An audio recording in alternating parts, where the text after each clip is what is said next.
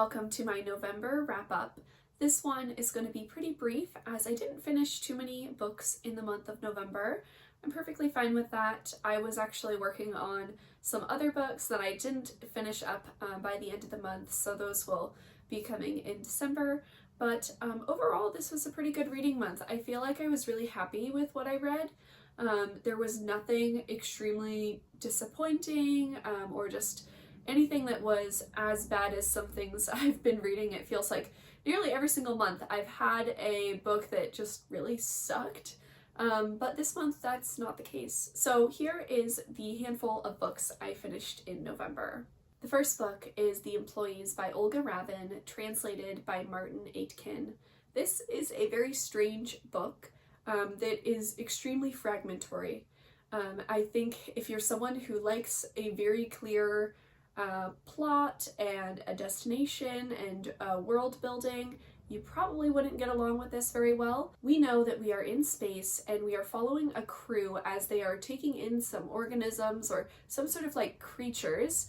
Again, very vague, so the description of these creatures or what they are and how sentient they are is not clear at all. But our characters are taking in these creatures on board the ship and they are tasked with kind of like studying and caring for them. What is unique of our crew is that not all of the crew are human. About half the crew are humans from Earth, and the other half are robots who have been developed to do tasks alongside the humans. The book is structured in a form of interviews with the people and the robots, the crew, who are kind of experiencing all of these odd feelings all of a sudden, which are very human feelings. They're longing for Earth, longing for their children. Some of these people have left children behind on Earth. They're longing for like a family dynamic. They are now kind of reading more deeply into the relationships between the humans and the robots within the crew themselves. And they're just kind of like thinking more deeply about these things. I would have preferred the book to have been more clear in its world building and setup. We also never really get to know any of the crew as individuals, which I do think is a little bit like counterintuitive to maybe what the book is trying to say, you know, about humans and individuals. None of the crew members are named, I believed, either the humans or the robots who are being interviewed. And so we just have these little snippets from different beings talking about their time on the spaceship and the kind of feelings that are coming up. It's definitely interesting, and it definitely made me think about AI and robots and things like that, though I don't think it did anything that really kind of opened my mind in a different way, I would say. I didn't feel like this was exceptional, but it definitely was thought-provoking, which is always a good thing in a book. So if you do like experimental fiction, kind of literary sci-fi type stuff, and you're okay with the vagueness of this story, I think this would be a good book for you.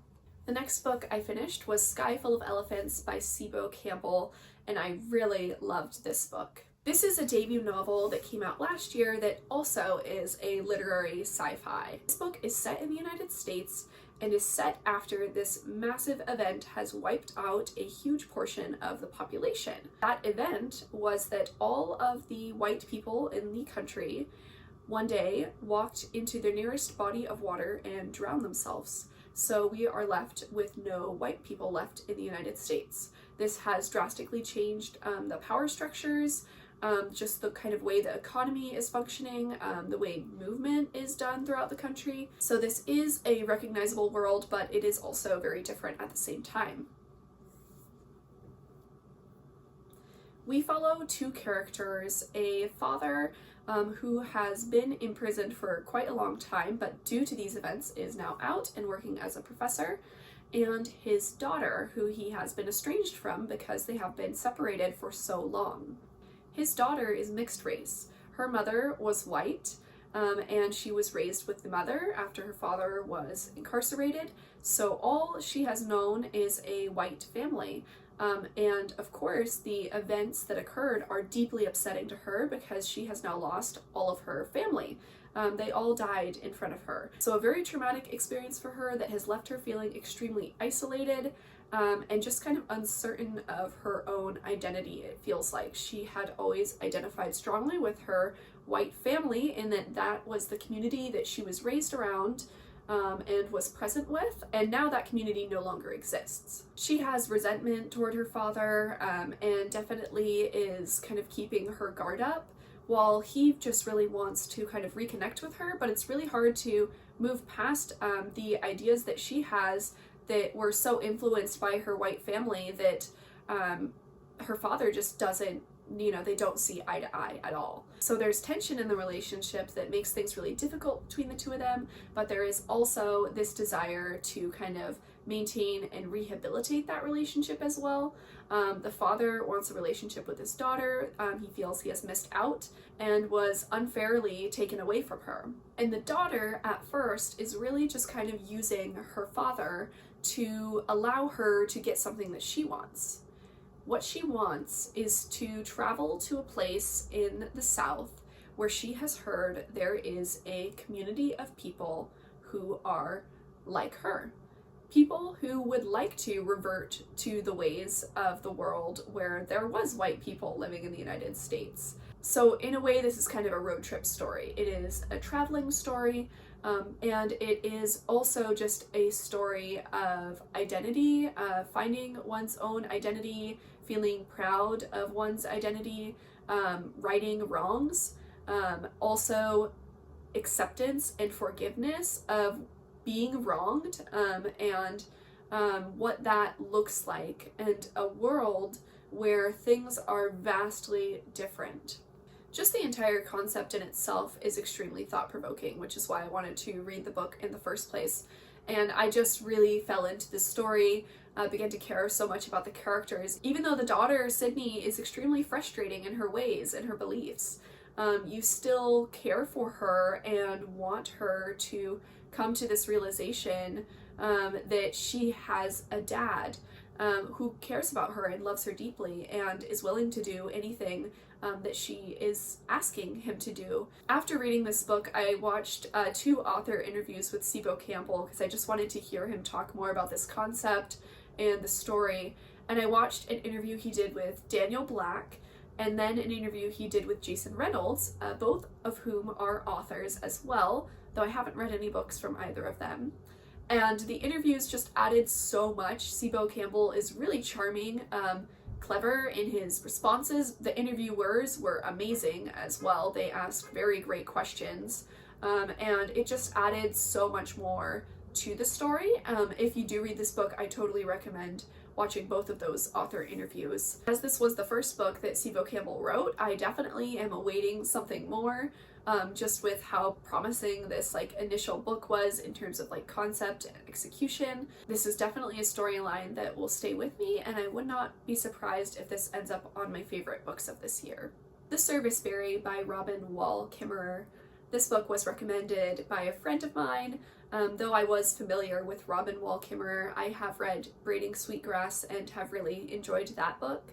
This is a very short little book about the serviceberry, which is a berry. As expected, it goes by a lot of different names. She uses the serviceberry as an example of the gift economy, or a more reciprocal kind of economy, where we are more cooperative with one another and with nature. She uses this example of a berry that can be eaten and is food, to kind of expand this idea to things that are beyond just things that we consume and eat. She starts really small and talks about this kind of vast disconnect we have with our food, and the reciprocity of the natural world. When we go to a grocery store, there is no gift exchange. There is no gift economy at play. There is only this capitalistic economy that is revolving around the exchanging of money, which has value for different things. But the money in itself, that is not inherently something valuable. A plant inherently just has value as it is, because it is interacting with our world. It is giving us fresh air, sometimes bearing fruit, it may be preserving the natural habitat, providing a food resource for a different animal, things like that. It inherently has its value. And she talks about the difference between shopping at a grocery store and, growing your own food. Or maybe if you're not growing your own food, maybe your neighbors are and they're sharing with you. This isn't mind-blowing. Maybe it is to some people, but this is just a natural thing of nature and human nature. So I don't think anybody will be absolutely shocked that, of course, the idea of being more communal and cooperative is great and sounds wonderful, and we should all be maybe doing more to engage in that kind of behavior in our everyday lives, both with the people around us, strangers, family, your neighborhood, different aspects of your community. But this is a very good reminder of that, and done in a very charming, relaxing, delicate kind of a way, where you're just taking such a small niche example that you can really relate to so many things in your life. This was a very easy listen and enjoyable, and I think many people would find this a good reminder. The next book I read was The People's Project, Poems, Essays, and Art for Looking Forward by Saeed Jones and Maggie Smith. They curated this collection. It was a variety of authors from a very vast variety of backgrounds as well. And this was just a very hopeful collection. The editors wanted to compile these writings after Donald Trump's second election. So this is in the wake of that, and has that context to it as well. But overall, this is a very hopeful collection. People took different approaches here. Some talked about their families, and just different family tradition that has held with them, things that impacted the way they saw the world around them. Others expressed themselves in the form of poetry. Joy Harjo was included in this collection, who is someone I would like to read some books by. I also really enjoyed Alexander Chee's essay in here. He's someone who I also haven't read yet, but would like to. There were 2 essays by parents of children who are gender nonconforming. I really liked the inclusion of their essays because they were really hard. I mean, these are parents who have done a lot to advocate for their children, have made drastic life changes, sometimes moving away from their community, living in this fear that their child could be harmed or targeted, whether that's by individuals or by laws that are being passed. And I thought that just their persistence in advocating for their children, the ways that their children are so beautifully expressing themselves, I found really compelling. I also was very fond of Marlon James's essay in here, who I love. Marlon James is a wonderful author, and not only do I like his books, I do like listening to him just speak and talk. He has a podcast, Marlon and Jake Read Dead People, which is, I think, kind of defunct. I'm still hoping it will come back and there will be a surprise episode where Marlon and Jake, his editor, talk about books. They read dead people. They talk only about dead authors because they are not shy with their opinions on books, which I enjoy. Marlon James's essay in here was on fashion and Black culture and getting dressed up and relating that to identity and being proud and expressing oneself. And there were other essays in here like that were more on the lighthearted side of things, and others were a lot more serious. There were authors in here who tackled media and the meaning of words like revolution and resistance, which I thought was fascinating. But overall, this was a solid collection. There's a few essays that I mentioned that will stay with me. Others I've kind of gotten forgotten in the mix of all things, but just a solid collection and something that was hopeful, which I think I desired. I mostly read a lot of depressing books, serious topics, things that leave you feeling without hope, which is okay. I mean, I think that is the reality of the world. It's a great reminder that in the midst of things that are frustrating and bad and harmful, there is still room for hope, which I loved. Universality by Natasha Brown is a funny little book that definitely made me laugh because it is a satire. This was nominated for, I think, the Booker Prize, and this book was not very well received. I mean, it has a pretty low average rating. I guess I could kind of see why, but to me, I thought this was very well done. This is literary fiction, and we are set in England. There is a attempted murder, essentially. There is an illegal rave happening on this commune, and in the frenzy of that, someone attacks someone with a literal gold bar, hits them in the head, and nearly kills them.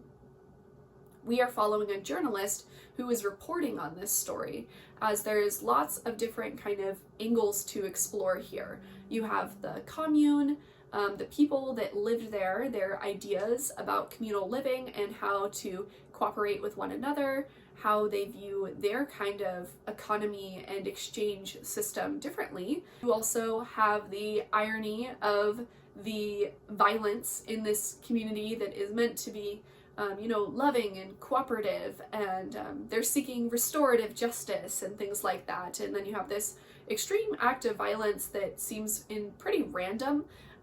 We are learning from different people that, yeah, this guy who did it, we know who did it, but we don't totally know why. There was, a disagreement. They didn't get along with each other, just kind of on a moral level, or they had different ideas about how things should be run. To then have such an extreme reaction is ironic and over the top.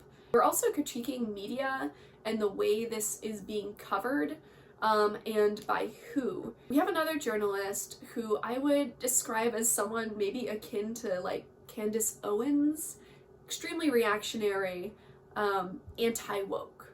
And they are also involved with discussing this story, but they are related to a person in the story, which makes things even more confusing and ironic. It's definitely a chaotic story with many people who you don't get very close to. So I could see some readers having a disconnect where they feel like they're not fully invested in the story because they don't necessarily care about the characters. However, I think what really shined about this was just its commentary on different things. I mean, media, money, relationships, justice, violence, things like that. So I thought this was very successful in that front.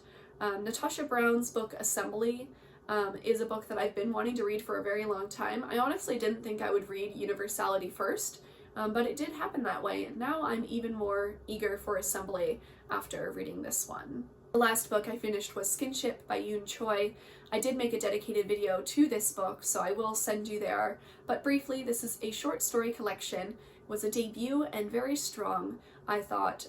Really strong stories, all about Korean Americans, talking about family, relationships, identity, fitting in or not fitting in. I thought this book did a very good job at focusing on a small community, Korean Americans, but also displaying like a vast variety within that one identity that both feels like just there are multitudes of people, and experiences felt, but in some way these things are related to one another and can be related to any human being who's living on this earth and experiencing life. I recommend you watch that video for more on Yoon Choi and her writing. That's all I read for November, a solid reading month, and I'm looking forward to December, which is going to be full of books that I am cramming in for the end of the year. Thank you for being here, and I'll see you next time.